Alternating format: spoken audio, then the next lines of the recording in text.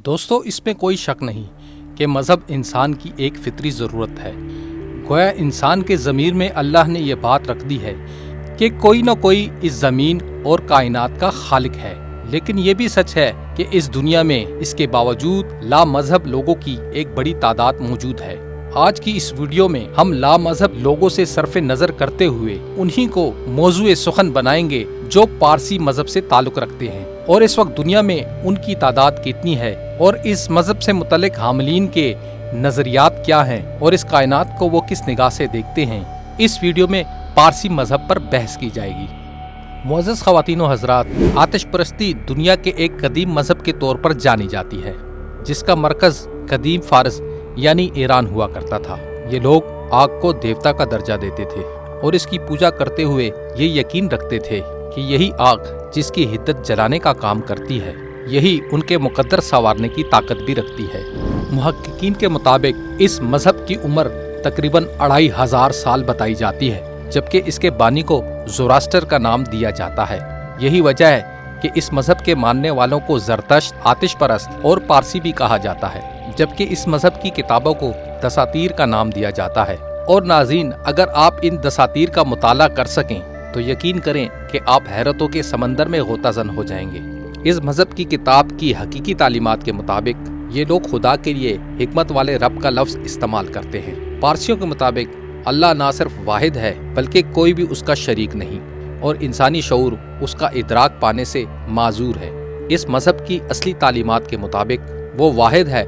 और उसकी कोई औलाद नहीं, वो हर चीज़ पर कादिर है और बेनियाज है। गोया के जैसे मुसलमानों को सूरह इखलास में अल्लाह के बारे में तालीम दी गई है, उसी तरह के नज़रियात पारसी मज़हब में भी पाए जाते हैं। बल्कि इस मज़हब में अल्लाह, जिसके लिए ईश्वर का लफ्ज़ इस्तेमाल किया गया है, का ना कोई आगाज़ है और ना कोई अंजाम, ना उसकी कोई बीवी है और ना उसका कोई बेटा या बेटी, बल्कि वो हर चीज़ से बेनियाज है और बाकी सब उसकी मखलूक़ात हैं, जिसको वो अपने बेपाया इल्म से पाल रहा है, जिसको इंसानी आँख ना तो देखने की इस्तिताअत रखती है और ना ही उसका कोई वजूद या साया है। लेकिन इसके बावजूद खुदा इंसान के अपने आप से भी ज़्यादा करीब है। नाज़रीन, आप ये जानकर हैरान होंगे कि इस मज़हब की किताबों में अवेस्टा और यासना के मुताबिक अल्लाह रहीम और करीम है। और नाज़रीन, ये मकाम हैरत है कि इन किताबों में ये बात कतई तौर पर वाज़ेह कर दी गई है कि अल्लाह का ना तो कोई साया है और ना ही उसकी कोई मूर्ति है, बल्कि उसे किसी भी अलामत या निशान से जांचा नहीं जा सकता। मुअज़्ज़ज़ ख़वातीन व हज़रात, ये थे पारसी मज़हब के वो बुनियादी नज़रियात। लेकिन जैसा कि वक्त गुजरने के साथ साथ दीगर मज़ाहिब के मानने वालों ने उस मज़हब के बानी की तालीमात को अपनी मर्जी और ख्वाहिशात के मुताबिक ढालते हुए उसको मसख़ करने की कोशिश की, यही सूरत हाल इस मज़हब के साथ भी पेश आई। जैसा कि हमने अर्ज़ किया कि पारसियों का असली वतन मुल्क फ़ारस था, जहाँ पर आतिश परस्तों की हुकूमत थी कि जिन्होंने वक्त के साथ साथ इस मज़हब में तब्दीलियाँ करते हुए बगावत के साथ साथ आग को पूजना शुरू कर दिया। कि जब हम देखते हैं कि हमारे प्यारे आका नबी आखिर ज़मान सल्लल्लाहु अलैहि वसल्लम की विलादत हुई, बाद नबूवत आपने सल्तनत मदीना कायम करते हुए दुनिया के दूसरे ममालिक के बादशाहों को भी इस्लाम की दावत दी। उस वक्त अगरचे ईरान एक बहुत बड़ी ताकत थी, लेकिन किसरा के महल में सदियों से वो मुकद्दस आग जल रही थी जिसकी वो पूजा किया करते थे। और एक रिवायत के मुताबिक कि जब आप सल्लल्लाहु अलैहि वसल्लम इस दुनिया में तशरीफ लाए तो वो आग खुद ब खुद बुझ गई, जिसके बारे में उनके नज़रियात थे कि ये कभी भी बुझ नहीं सकती।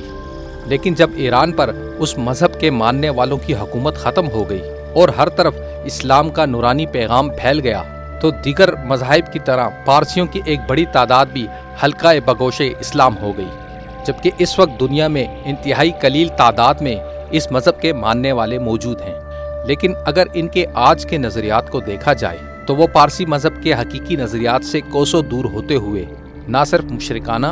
और मुल्हिदाना नज़रियात के पैरोकार हैं, बल्कि उनकी आइली और माशरती ज़िंदगी इस्लाम ही नहीं बल्कि दुनिया के हर मज़हब के मुतरादिफ है। आप ये जानकर हैरान होंगे कि इस मज़हब में भाई और बहन की शादी को जायज़ समझा जाता है, जबकि ये रस्म भी सिर्फ इसी मज़हब में पाई जाती है कि कोई पारसी भी अपने मज़हब से हटकर शादी नहीं कर सकता, और अगर कोई इस जुर्म का मुर्तकिब हो भी जाए तो फिर उसकी औलाद को इनके माबद में जाने की इजाज़त नहीं दी जाती। कहा जाता है کہ جب مسلمانوں نے ایران پر فتح حاصل کی تو پارسیوں کے کچھ خاندان بھاگ کر بھارت کے شہر گجرات پہنچے اور پھر یہیں کے ہو کر رہ گئے، اور آج بھارت میں سب سے زیادہ پارسی ممبئی میں پائے جاتے ہیں،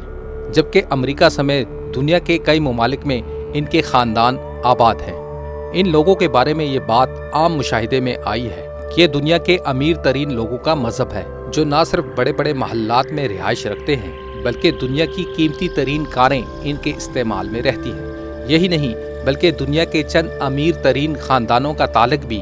اسی مذہب سے ہے۔ ایک روایت کے مطابق جب یہ قوم اپنا وطن چھوڑ کر گجرات پہنچی تو انہوں نے یہاں کے راجا سے پناہ کی درخواست کی، لیکن اس کا دلچسپ پہلو یہ ہے کہ گجرات کے لوگ فارسی نہ سمجھنے کی بدولت ان کی خواہش کو سمجھنے سے عاری تھے، جس پر اشاروں کی زبان استعمال کی گئی۔ لیکن راجا نے ایک برتن میں دودھ ڈال کر ان کو سمجھانے کی کوشش کی کہ وہ اپنے ساتھ غیروں کو شامل نہیں کر سکتا، کہ جس پر روایت کے مطابق ان کے سردار نے دودھ میں چینی ڈال کر یہ بات سمجھانے کی کوشش کی کہ جس طرح چینی دودھ میں گھل کر اس کا حصہ بن جاتی ہے، اسی طرح ہم بھی آپ میں گھل مل جائیں گے۔ تو ان کے اس عمل پر انہیں وہاں رہنے کی اجازت مل گئی۔ ناظرین محترم، دنیا میں پارسیوں کی تعداد دن بدن کم ہوتی جا رہی ہے، اور اس کی وجہ شاید یہ ہے کہ یہ لوگ تعلیم کی طرف زیادہ توجہ دے کر اپنے کاروبار کو اولویت دیتے ہیں، اور شادی کرنے اور بچہ پیدا کرنے کے تکلفات سے عام طور پر دور رہتے ہیں۔ ایک سروے کے مطابق ہر سال ممبئی میں 800 سے 1000 پارسی مر جاتے ہیں، جبکہ اسی حساب سے ان کے آنے والوں بچوں کی تعداد 200 سے 250 ہے۔ یہی وجہ ہے کہ اب بھارتی حکومت بھی ان کی تیزی سے ختم ہونے والی نسل پر خصوصی توجہ دے کر ان کو شادیوں اور بچے پیدا کرنے پر مائل کرنے کے لیے مختلف اقدامات اٹھا رہی ہے۔ جیسا کہ ہم نے عرض کیا کہ اس مذہب کے حاملین کی تعداد تیزی سے کم ہو رہی ہے، اور ایک حالیہ سروے کے مطابق ہندوستان میں اس وقت بسنے والے پارسی صرف 70,000 کی تعداد میں باقی ہیں، جبکہ دنیا بھر میں ان کی تعداد صرف چند لاکھ نفوس پر مشتمل ہے۔ جبکہ سروے کے مطابق اس وقت پارسیوں کی کل تعداد میں 31% آبادی 60 سال سے زائد عمر رکھنے والوں کی ہے، جبکہ صرف 5% 6 سال سے کم عمر بچوں کی ہے، جس کی بنیادی وجہ ان کا شادی سے دور رہنا اور بچے پیدا کرنے سے گریز کرنا ہے۔ اور اس بات کی کوئی امید باقی نہیں کہ کوئی غیر مذہب رکھنے والا شخص ان کا مذہب قبول کر کے ان کی کمیونٹی میں شمولیت اختیار کرے۔ لیکن ناظرین، شاید آپ کو معلوم نہ ہو کہ ان کے بچوں کی 97% تعداد مختلف اسکولوں میں تعلیم حاصل کر رہی ہے، جبکہ پارسیوں کی اتنی ہی آبادی شہروں میں رہنا پسند کرتی ہے۔ ان لوگوں کے بارے میں ایک اور بات بھی بہت اہم ہے کہ اس مذہب سے تعلق رکھنے والے خاص طور پر ہندوستانی پارسی بہت زیادہ خوش خوراک ہوتے ہیں۔ خاص طور پر ان کے سالانہ تہوار کے موقع پر ان کے باورچی خانے مختلف قسم کے کھانوں سے مہک جاتے ہیں۔ ناظرین، پارسی مذہب کی کئی شخصیات ایسی بھی ہیں جنہوں نے بھارت میں رہتے ہوئے بین الاقوامی شہرت حاصل کی، جن میں ہندوستان کے پہلے فیلڈ مارشل مانک شاہ کا تعلق بھی اسی مذہب سے تھا، جبکہ معروف سائنسدان جہانگیر بابا کا تعلق بھی ایک پارسی خاندان سے ہے۔ اور شاید آپ جانتے بھی ہوں کہ بھارت کا معروف تاجر JRD ٹاٹا بھی اسی مذہب پارسی سے تعلق رکھتا ہے، جبکہ اس کے علاوہ بھی ان کی ایک قابل ذکر تعداد بھارت کی تجارت میں ایک اہم کردار ادا کر رہی ہے۔ ممکن ہے ہمارے کچھ دوست جانتے ہوں کہ ان کے ہاں بھی کئی فرقے پائے جاتے ہیں جن کے اپنے اپنے رسم و رواج ہیں۔ اگرچہ پارسیوں کی اکثریت اپنے مردوں کو باقاعدہ قبر کھود کر دفن کرتی ہے، لیکن ان میں ایک فرقہ ایسا بھی ہے جو اپنے مردوں کو ایک خاص مقام یعنی ٹاور آف سائلنس میں رکھ دیتا ہے تاکہ وہ پرندوں کا رزق بن سکیں۔ تو دوستو، یہ تھی آج کی ویڈیو۔ اپنا خیال رکھیے، اپنے گھر والوں کا خیال رکھیے، اور اپنے ارد گرد لوگوں کا خیال رکھیے۔